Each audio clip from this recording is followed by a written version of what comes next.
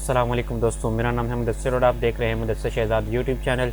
दोस्तों आप सबको हमारे चैनल पर खुशामदीद। आज की वीडियो जो है हमारी HTML5 के कोर्स के हवाले से होने वाली है। उसमें हम आज की वीडियो में जो सीखेंगे वो HTML5 HTML के एलिमेंट्स जो होते हैं वो और नेस्टेड एलिमेंट्स जो होते हैं वो क्या होते हैं इसमें, इसके बारे में बात करेंगे। और एम्प्टी एलिमेंट्स जो होते हैं वो भी क्या होते हैं। हम इन दो तीन टॉपिक्स को जो हम आज डिस्कस करेंगे इसके बारे में। तो मैंने जो पहले से फ़ाइल बना के रखी हुई है तो मैं उसके ऊपर चलता हूँ।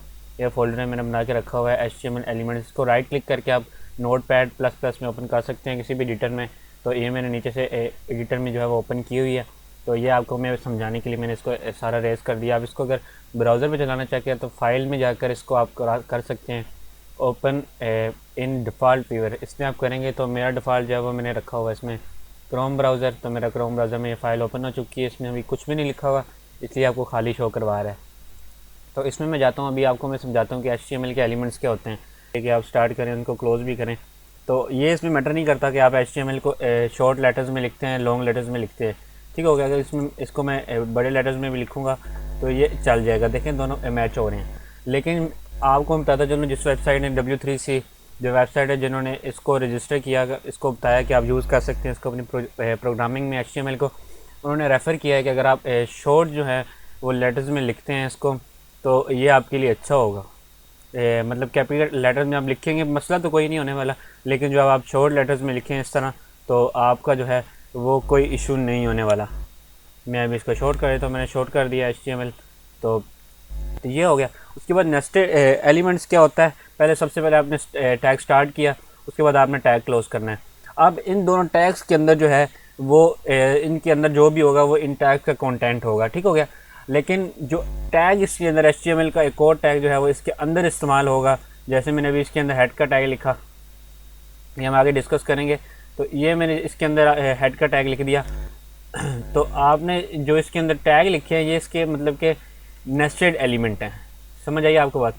ये कोई भी टैग जो HTML के तकरीबन सारे जो टैग्स हैं उसके जो एलिमेंट्स होते हैं वो नेस्टेड टैग होते हैं। मतलब कि उसके अंदर जो आपका डेटा होता है, कंटेंट होता है, वो आपका नेस्टेड होता है, ठीक हो गया। उसके लिए जैसे मैंने अभी HTML के टैग के अंदर ये मैंने हेड का टैग लगाया, उसके बाद बॉडी का टैग लगा के आपको बता देता हूँ। ये बॉडी का टैग जो अभी आप डिस्प्ले करवाना चाहते हैं इसमें ब्राउज़र में, उसके लिए आपको बॉडी का टैग जो है वो स्टार्ट करना पड़ेगा। नेस्टेड एलिमेंट तकरीबन क्या चीज़ होती है, देखिए हमने HTML का टैग लगाया यहाँ से लेकर यहाँ तक एंड हो रहा है। इसके अंदर अब ये जितने भी एलिमेंट्स आ रहे हैं, हेड का एलिमेंट है, टाइटल है, बॉडी है, ये सारे जो है वो HTML के नेस्टेड एलिमेंट है।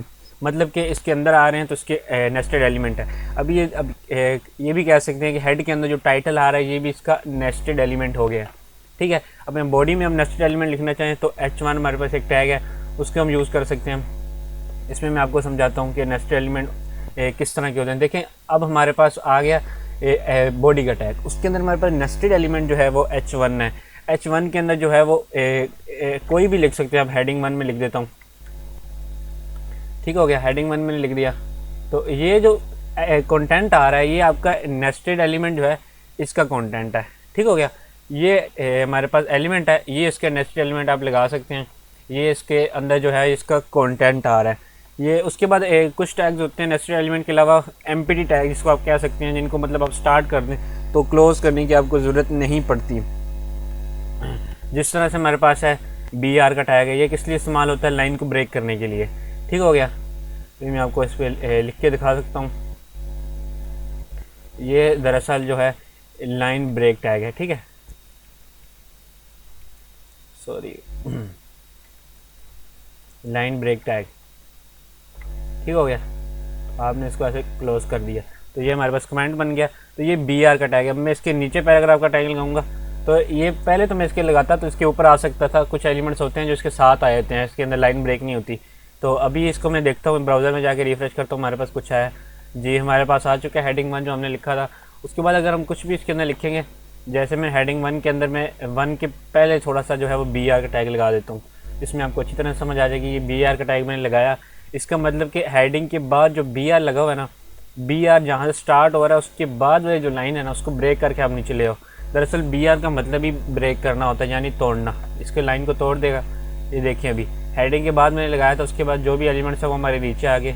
उसके बाद हमने जो BR लगाया था उसकी वजह से ये नीचे आ गए हैं। उसके बाद हमारे पास यही एलिमेंट्स है, नेस्टेड एलिमेंट कुछ भी कह सकते हैं आप। ये BR को मैं ख़त्म करके आपको लगा सकता हूँ। आप ये P का टैग जो लगाएंगे ये भी इसका नेस्टेड एलिमेंट है। कोई भी टैग आप HTML के अंदर लगाते हैं तो उसका जो है नेस्टेड एलिमेंट होगा, और ये एलिमेंट का जो है इसमें ये कंटेंट होगा। ठीक हो गया। ये हमारे पास हेडिंग में लिख देता हूँ इसको, ये पैराग्राफ है, पैराग्राफ टैग, ये आप देख सकते हैं, ये भी नेस्टेड एलिमेंट है।